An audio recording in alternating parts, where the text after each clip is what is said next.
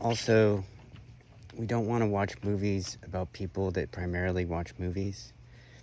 So that's a paradox, because the people that are the stable members of society, that's basically what they do. And any kind of mischief they frown upon, but they wouldn't have anything to watch. You see what I mean? So society always needs an injection of mischief. Even if we say that we want utopia or a world free of mischief, I mean, some people do. You walk, like I don't like driving through like where there's a lot of new housing, because it's just every house looks the same. Well, that's what those people's minds are like. But you need society to function, so you need all that to keep it running. Also,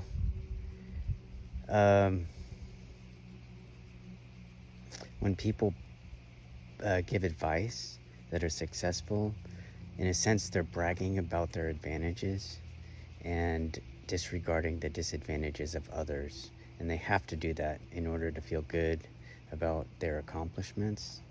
They have to feel like they didn't have any advantages in order to feel good.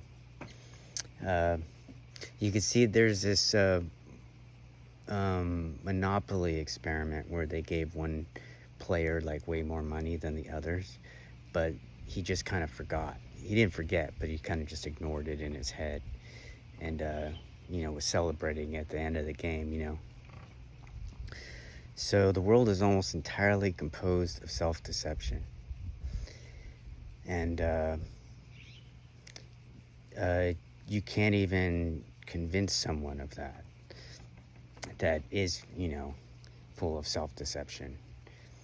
And so when people are selling empty boxes that say food inside, they don't even necessarily understand that that's what they're doing.